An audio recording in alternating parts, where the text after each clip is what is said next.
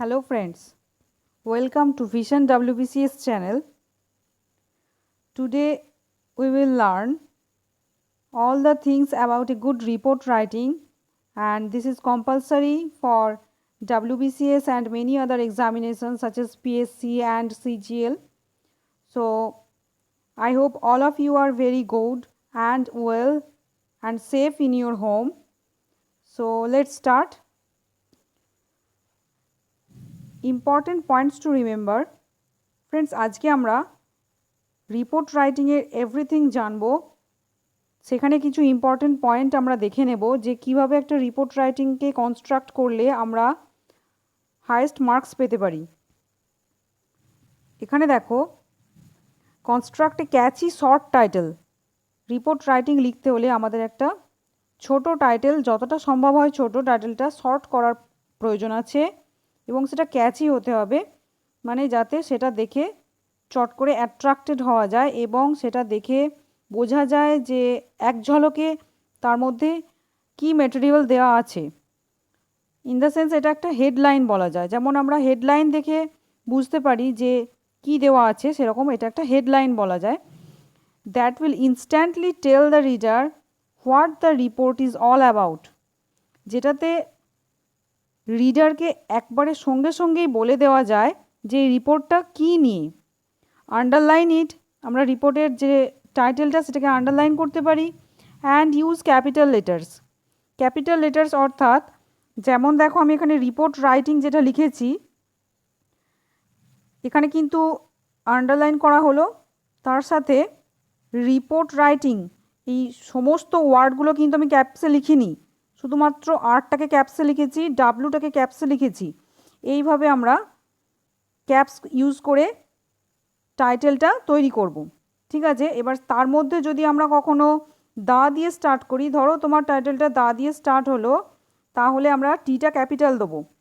কিন্তু যদি মাঝখানে কোনো অ্যান্ড থাকে বা ধরো কোনো অর থাকে, ইন থাকে, তার জন্য কিন্তু আমরা কোনোভাবেই ওগুলোকে ক্যাপসে দেবো না। যেমন ইন থাকলে ইনটাকে আইটাকে এইভাবেই দিয়ে দেবো। ঠিক আছে, এটা কিন্তু মাথায় রাখতে হবে, যে এগুলো আরও আমরা প্র্যাকটিস করতে করতে শিখে নেব। চলো পরের পয়েন্টটা দেখে নিই। Mention the name of place. যে জায়গার নিয়ে লিখছি, অর্থাৎ আমাদের কখনো এখানে প্লেসের নাম মেনশন করতে হবে না, এখানে XYZ লিখে দেবো। তাছাড়া ডেট লিখবো, ডেটটা লেখার ফরম্যাটটা তোমরা দেখে নাও ভালো করে। প্লেস লেখার পরে একটা কমা দেবো, কমা দিতে ভুলবো না। ডেট লিখবো 15 জুন, এই ধরনের এই স্টাইলে আমরা ডেটটা লিখবো। তারপরে কোলনটা দিতে ভুলবো না, একটা সেমিকোলন দেবো। তারপরে ওই সেন্টেন্সটা থেকেই কিন্তু বাকি রিপোর্ট লেখাটা স্টার্ট করব। আমরা কখনোই পরের সেন্টেন্সে চলে যাব না বা ওই সেন্টেন্সটাকে গ্যাপ দিয়ে দেব না। ঠিক আছে, এবার দেখো রিপোর্ট যেটা লিখবো, রিপোর্টের যে মেন কন্টেন্টটা, বডিটা কেমন হবে। তো ফার্স্ট যে সেন্টেন্সটা থাকবে সেখানে সামারি অফ দ্য কন্টেন্ট হবে। Only mention the points to give a brief idea that happened within a single sentence. দেখো লিখেছি within a single sentence, within a single sentence. এইভাবে মানে আমরা যেটা লিখছি, আমরা যে টপিকটা নিয়ে লিখছি সেই টপিকটা আসলে কি ঘটেছিল সেটাকে একটা সিঙ্গল সেন্টেন্সে ফার্স্ট যে সেন্টেন্সটা লিখবো সেটা ছোট একটা সেন্টেন্স না হলেই ভালো হয়, একটু লেন্দি হলো হয়তো সেন্টেন্সটা, কিন্তু ফার্স্ট সেন্টেন্সটাতেই বুঝিয়ে দিতে চেষ্টা করব যে আমাদের রিপোর্টটা কী নিয়ে লেখা হচ্ছে। মানে সামারি অফ দ্য কন্টেন্ট, যে কন্টেন্টটা নিয়ে আমরা লিখছি সেটার একটা ব্রিফ আইডিয়া দিয়ে দেবো। ঠিক আছে, with the information of cause and effect. Cause and effect হয়তো সবটা সেন্টেন্সের ফার্স্টে দেওয়া গেল না, কিন্তু তবু কিছুটা আমরা দিয়ে দেবো যে কী ঘটেছে, কি তার ফলাফল কি হয়েছে, একটু ছোট করে দিয়ে দেবো। এটা ফার্স্ট সেন্টেন্সটা যখনই এক্সামিনার পড়বে, যাতে ফার্স্ট ইমপ্রেশনটা ভালো হয়, তার জন্য আমরা ফার্স্ট সেন্টেন্সটাকে একটু লেন্দি করে তার মধ্যে পুরো আইডিয়াটা দিয়ে দেওয়ার চেষ্টা করব। তো নেক্সট 2 নম্বর যে পয়েন্টটা সেটা দেখো কি বলেছে। Precise information of the background which causes the incident, other discoveries, haemorrhage, exact time etcetera. তো তারপরে কি আমরা প্যারা চেঞ্জ করব না, যদি প্রয়োজন হয় প্যারা চেঞ্জ করব, তবে আমার মনে হয় না যে সিঙ্গেল একটা সেন্টেন্স লেখার পরেই প্যারা চেঞ্জ করার প্রয়োজন আছে। তো আমরা যে ইনফরমেশনগুলো পেয়েছি, যে কি কি কারণে এগুলো ঘটেছে, যেগুলো ঘটেছে, যেটার কারণে এটা হয়েছে, সেই ব্যাকগ্রাউন্ডটা, যেটা মেন সোর্স থেকে এটা ঘটেছে, তো সেই বিষয়টাকে একটু বোঝাবো, যে ইনসিডেন্টটা হয়েছে সেটা, তার সাথে সাথে আর কি হ্যামারেজ হয়েছে বা এক্স্যাক্ট কোন টাইমে এটা হয়েছিল বা অন্যান্য কি কি আর ডিসকভার করা গেছে এই প্রবলেমটা থেকে, এইগুলো সব আমরা লিখে দেব। কিন্তু দেখো এখানে যেটা লেখা আছে, don't include any kind of personal opinion. আমরা কিন্তু নিজেদের মতামত কিছু এখানে দিয়ে দেবো না, আমরা শুধুমাত্র ডেটাটা যেটা হয়েছে সেই ডেটাটাকেই আমরা এখানে লিখছি, ডিসক্রাইব করছি। Data should be factual and chronological, অর্থাৎ যে ডেটাটা লিখছি সেটা ফ্যাকচুয়াল হতে হবে, মানে ফ্যাকচুয়াল অর্থ হচ্ছে ঘটনা যেভাবে ঘটেছে ঠিক সেইভাবে, ক্রোনোলজিক্যাল মানে ঠিক যে ঘটনাটা আগে ঘটেছে সেটা আগে দেবো, যেটা পরে ঘটেছে সেটা পরে দেবো, সেটা খেয়াল রাখতে হবে। যেমন ধরো এই আমফানের ব্যাপারটা, প্রথমেই এতজন মারা গেছে সেরকম কিছু নয়, প্রথমে আমফান এসেছে, কত কিলোমিটার আওয়ারে এসেছে, এগুলো সমস্ত লিখে তারপরে ক্ষয়ক্ষতি, ঠিক এইভাবে যেভাবে ইনসিডেন্টটা ঘটেছিল সেইভাবে আমরা এটা দিতে চেষ্টা করব। প্রথমের ঘটনাগুলো প্রথমে, পরের ঘটনাগুলো পরে, এইভাবে একটা ক্রোনোলজিক্যাল অর্ডার মেনটেন করতে চেষ্টা করবে। নেক্সট দেখো যেটা third point, in the conclusion, এটা হচ্ছে আমাদের লাস্ট প্যারাটা, কনক্লুশন মানে লাস্টের দিকে, যেটা লাস্ট আমরা কনক্লুশন টানছি, সেখানে give your opinion or recommendation preceded by mentioning remedial action taken by authorities। preceded by মানে আমাদের আগে দিতে হবে, preceded করতে হবে মানে আগে আমাদের কি দিতে হবে, কি কি অথরিটিসরা কি কি রিমেডিয়াল অ্যাকশন নিয়েছে সেটা কিন্তু আমাদের লিখতে হবে প্রথমে, তারপরে কনক্লুশনে, তারপরে গিভ ইউর ওপিনিয়ন, তারপরে আমাদের ওপিনিয়নটা দিতে হবে যে আমাদের কি মতামত বা আমরা কি মনে করছি এই বিষয়ে, আমাদের কি রিমেডি দেওয়ার আছে, আমরা কি রেকমেন্ড করছি সেটা কিন্তু তারপরে দেবো। আগে আমাদের রেকমেন্ডেশনটা, তারপরে অথরিটি কি taken the steps against this, এগুলো কিন্তু আগে নয়, আগে আমাদের অথরিটিরা কী কী দিয়েছে সেটা, তারপরে নিজেদের মতামতটা দিতে হবে। তো এই বিষয়ে আরও কয়েকটা ইম্পর্টেন্ট পয়েন্ট বলার আছে, দেখো যেগুলো আমি গ্রিন দিয়ে লিখেছি। Just after the title write the phrases. যখনই আমরা টাইটেলটা তৈরি করলাম তার নিচে আমরা লিখতে পারি তিনটে জিনিস, সেই তিনটে জিনিস হলো ফ্রম আওয়ার করেসপন্ডেন্ট, এটা লিখতে পারি, অথবা বাই এ স্টাফ রিপোর্টার, এটা লিখতে পারি, অথবা বাই আওয়ার স্পেশাল করেসপন্ডেন্ট। তিনটের মধ্যে যেটা তোমাদের ইচ্ছা সেটা লিখতে পারো। তবে একটা জিনিস এখানে খেয়াল করো, যেটাই আমি লিখেছি না কেন সেখানে ক্যাপস ইউজ করেছি, মানে ফার্স্ট লেটারগুলো কিন্তু ক্যাপস দিয়েছি, বাই আওয়ার এগুলো সব কিন্তু আমি ক্যাপসে দিয়েছি, এটা খেয়াল রাখবে, এগুলোকে ক্যাপসে দিয়ে আমরা স্টার্ট করব।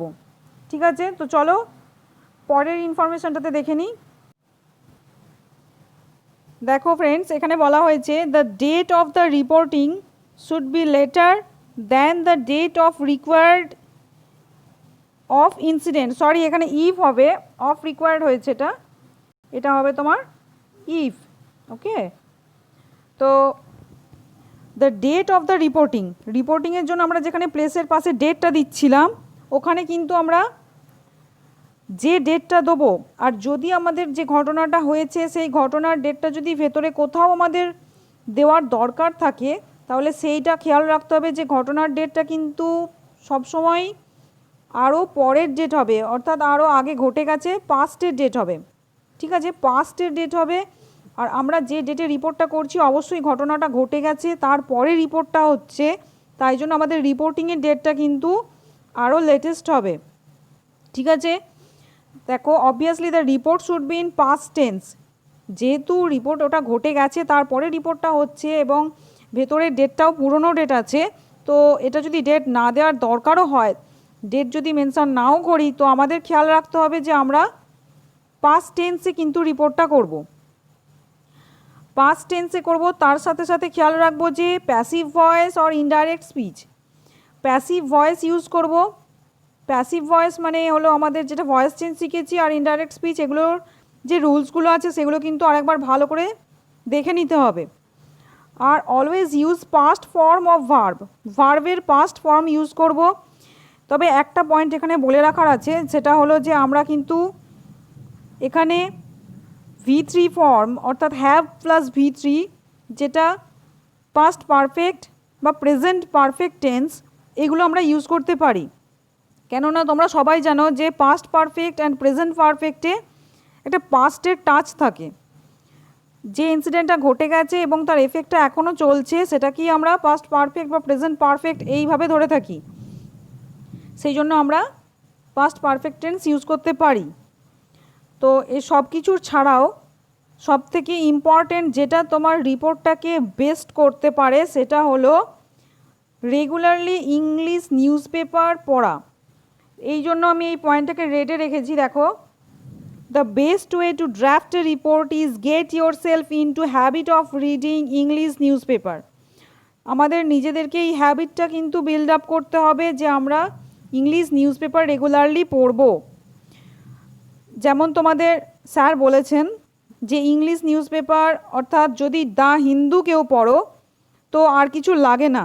দ্য হিন্দু থেকে তোমরা শুধু কারেন্ট অ্যাফেয়ার্স ছাড়াও রিপোর্ট রাইটিং এগুলোর জন্যও কিন্তু ইম্পর্ট্যান্ট একটা কনসেপ্ট তৈরি করতে পারবে।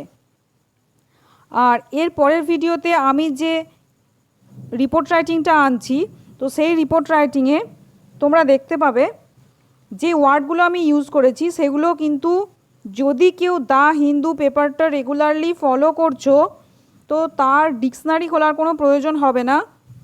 ওই পেপার থেকে কিন্তু সমস্ত আইডিয়াটা নেওয়া যাবে। তোমরা দেখতে পাবে ওই ওয়ার্ডগুলো কিন্তু কমন পাচ্ছ, দ্য হিন্দুর ম্যাটেরিয়াল থেকে কিন্তু অনেক কমন পাচ্ছ যেগুলো আমি রিপোর্টে ইউজ করছি। তো তোমরাও এইভাবে চেষ্টা করতে থাকো এবং অবশ্যই দ্য হিন্দু পেপারটা ফলো করো। Thank you.